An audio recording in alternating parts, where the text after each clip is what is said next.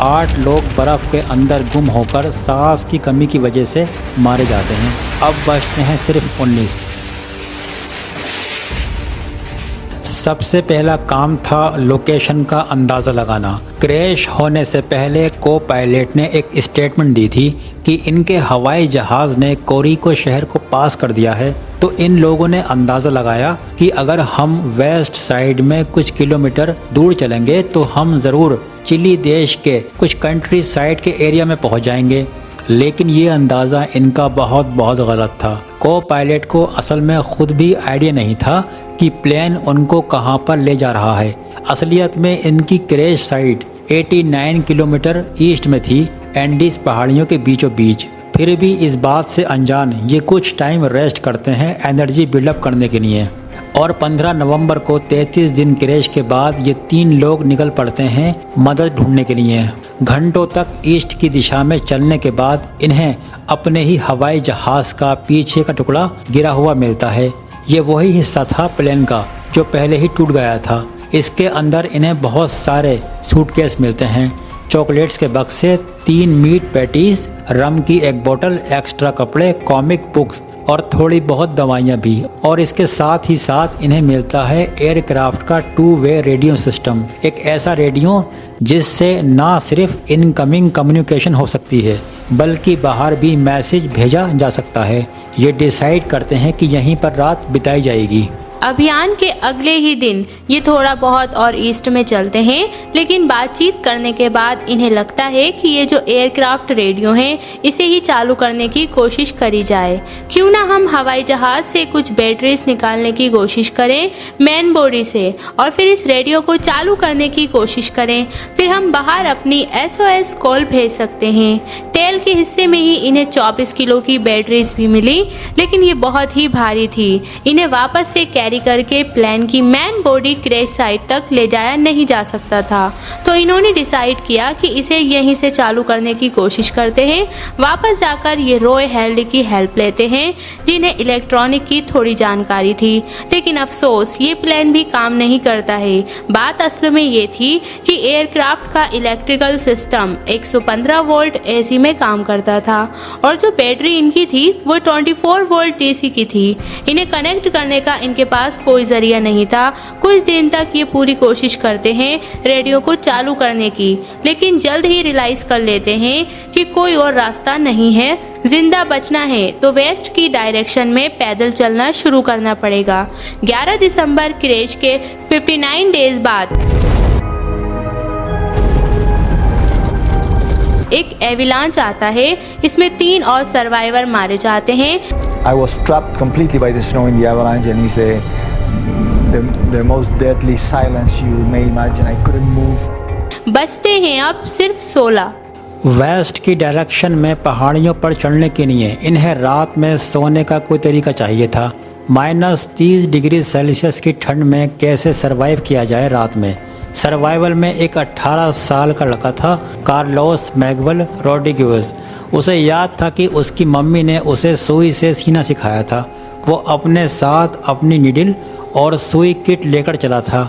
उसका आइडिया था कि अलग अलग कपड़ों को हम साथ में स्टिच कर दें और एक बड़ा सा स्लीपिंग बैग बना दें। I had the idea that with the insulation you can make a sleeping bag, but I not only had the idea, I made it myself. फिर यही किया जाता है। अगला दिन 12 दिसंबर, 2 महीने पूरे हो चुके हैं इस दिन से जिस दिन से क्रैश हुआ था। ये 3 बहादुर आदमी पराडो, कनेसा और वेजिंटीन निकल पड़ते हैं बिना किसी माउंटेन रिंग गियर के ग्लेशियर पर क्लाइंब करने। The only certain thing was to the west was Chile.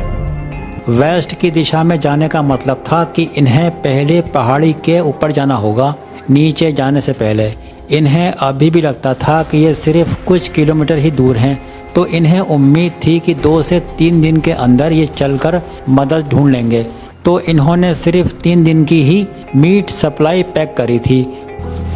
And you can imagine, without any skill, without any training, you're like a child when you are confronted with a snow slope. You try to go straight up, you might be using your hands and your feet, you're slipping, you're sliding, and for every step that you go up, you slide back a half a step. पराडो ठंड से बचने के लिए 3 jeans एक के ऊपर एक पहने हुए थे, अपनी टी शर्ट के ऊपर 3 स्वेटर और पहनी थी और पैरों पर इन्होंने 4 पेयर सॉक्स पहनी थी। उसके ऊपर एक प्लास्टिक शॉपिंग बैग भी लगाया था। ठंड की इतनी बुरी हालत थी। इनके पास कोई टेक्निकल गियर नहीं था, कोई नक्शा नहीं था, कोई कंपास नहीं था और ना ही कोई क्लाइंबिंग एक्सपीरियंस था। और इतनी हाइट पर हवा भी काफ़ी पतली हो जाती है, ऑक्सीजन की कमी महसूस होने लगती है। लेकिन इसके बावजूद भी ये आगे बढ़ते रहते हैं पहाड़ी की ओर। इन्होंने स्टिच करके जो अपना स्लीपिंग बैग बनाया था वो रात में काम आता है सोने के लिए। दिन में ये धीरे धीरे कदम बढ़ाते हुए आगे बढ़ते रहे। ये तीनों उस एक स्लीपिंग बैग में एक दूसरे से जितना करीब रह सके उतना करीब रहकर सोते थे और सूरज के निकलते ही ये चलना शुरू कर देते हैं। धीरे धीरे कदम से कदम मिलाकर ये आगे बढ़ते रहे। दूसरा दिन आया, तीसरा दिन आया और चौथे दिन की सुबह इन्हें रियलाइज होता है कि इनका अंदाज़ा कितना गलत था। आगे इन्हें दिखता है कि ये रास्ता तो खत्म ही नहीं होता। खाने की कमी की वजह से विस्टिन डिसाइड करता है कि वो वापस मुड़कर क्रैश साइट पर चला जाएगा और बचे हुए 2 लोग ही आगे बढ़ेंगे ताकि खाने की कम ज़रूरत पड़े। 15 दिसंबर विस्टिन अपना रास्ता वापस ले लेता है, जो कि बहुत ही आसान रास्ता होता है क्योंकि ये सारा डाउन हिल था। वो एयरक्राफ्ट की सीट को एक सले की तरह इस्तेमाल करता है और 1 घंटे के अंदर वो क्रैश साइट पर वापस पहुंच जाता है। इस पहाड़ी को चढ़ने में इन्हें 3 दिन लगे थे और सिर्फ 1 घंटे में ये वापस क्रैश साइट पर पहुंच गया। पराडो और कनेसा आगे बढ़ते रहते हैं, पहाड़ी चढ़ते रहते हैं। 3 घंटे बाद ये पहाड़ी की चोटी पर पहुंचते और इन्हें दिखता है कि चारों तरफ सिर्फ दूर दूर तक पहाड़ियां ही पहाड़ियां, आसपास बर्फीली पहाड़ियों के अलावा कुछ नहीं है। I couldn't breathe. I couldn't speak. I couldn't even think because what we saw was horrible. Instead of green valleys, we saw mountains and snow-covered peaks 360 degrees around us, to the horizon all around us. पराडो बड़ी मुश्किल से कोशिश करते हैं ढूंढने की कि कुछ तो और दिखाई दे। फिर दूर वेस्टर्न हॉरिजन में इन्हें दिखता है कि 2 पहाड़ियों की चोटी है जहां पर बर्फ नहीं है। ये अंदाज़ा लगाते हैं कि हमें उसी डायरेक्शन में ट्रैवल करते रहना चाहिए, हार नहीं माननी चाहिए। पराडो और कनेसा कई दिन तक हाइकिंग करते रहते हैं। फाइनली ये एक वैली में पहुंचते हैं, एक ऐसी वैली जहां पर इन्हें नदी बहती हुई दिखाई देती है। ऐसी सिचुएशन में नदी तक पहुंचना एक बहुत बड़ी राहत की चीज़ थी क्योंकि नदी की डायरेक्शन में ट्रैवल करके डाउन हिल रास्ता मिलना आसान था। ये चलते रहते हैं और फाइनली 9 दिन तक ट्रैकिंग करने के बाद 20 दिसंबर को इन्हें इंसानों की कुछ मौजूदगी दिखाई देती है। खेतों में कुछ गाय दिखाई देती हैं। ये इतना थक गए थे इस पॉइंट ऑफ टाइम पर कि इनसे आगे अब बिल्कुल भी नहीं चला जा रहा था। और तभी नदी के दूसरे किनारे And Roberto said, "Look, Nando, a man on a horse." घोड़े पर बैठे 3 लोग दिखाई देते हैं। पराडो चिल्लाने की कोशिश करते हैं लेकिन नदी का शोर इतना ज़्यादा है कि उनकी आवाज़ पहुंच नहीं रही है। लेकिन बाय चांस उनमें से एक इंसान पराडो और कनेसा को देख लेता है और उनकी तरफ देखकर वापस चिल्लाता है, "टुमारो।" वो ये कहता है कि मैं कल दोबारा आऊँगा। अगले दिन वो आदमी घोड़े पर बैठकर दोबारा आता है और इस बार अपने साथ कुछ पेपर और पेंसिल लेकर आता है। वो इस पेपर को पत्थर और पेंसिल के साथ अटैच करता है एक धागे के जरिए और नदी के दूसरे किनारे की ओर फेंकता है। पराडो को पहली बार मौका मिलता है अपना संदेश बाकी दुनिया तक पहुंचाने का।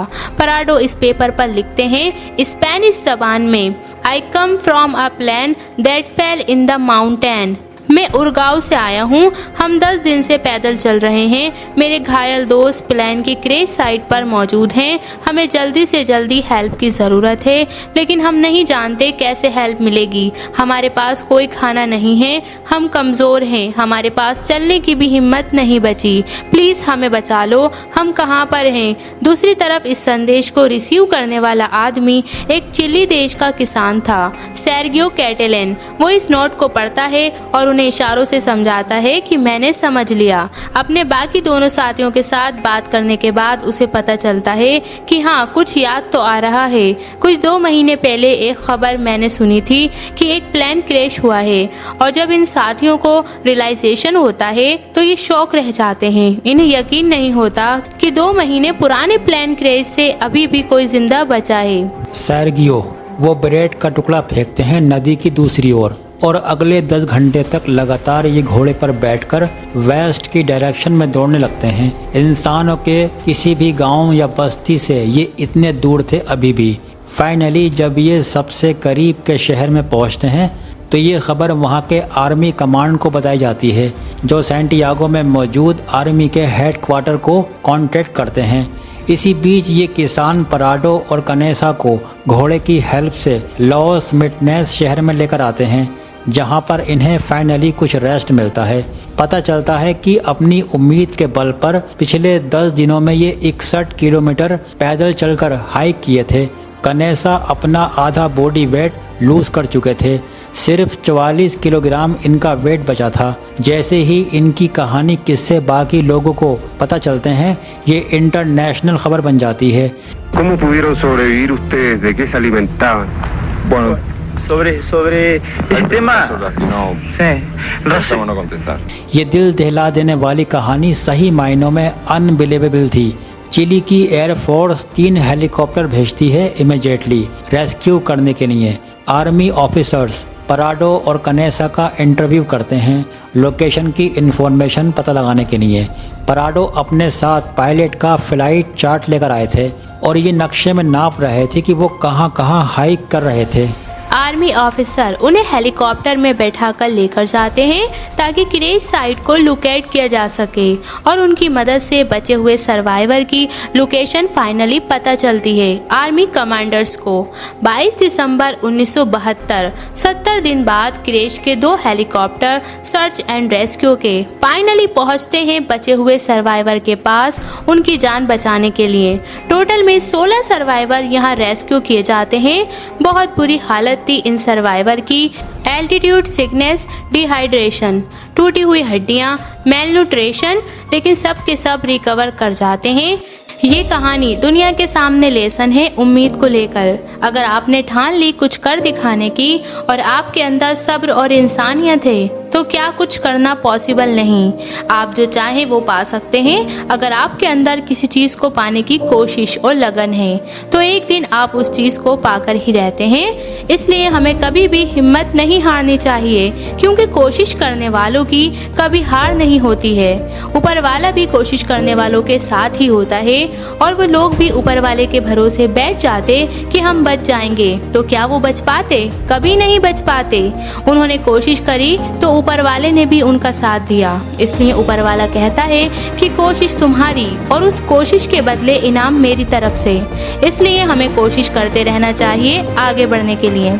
अगर वीडियो अच्छा लगा हो तो प्लीज़ चैनल को सब्सक्राइब करके ज़रूर जाएं, क्योंकि हम दोनों बहुत ही मेहनत से वीडियो बनाते हैं। तो आप लोगों से रिक्वेस्ट है कि प्लीज़ हम दोनों को सपोर्ट करें ताकि हम मोटिवेट रहें आपके लिए वीडियो बनाने के लिए। अगर आपको हमारी ये इन्फॉर्मेशन पसंद आई हो तो वीडियो को लाइक, शेयर एंड सब्सक्राइब करना ना भूलें। और ऐसे ही ज़बरदस्त इंटरेस्टिंग नॉलेज के लिए बने रहिए हमारे YouTube channel AK knowledge air पर। तब तक के लिए टेक केयर।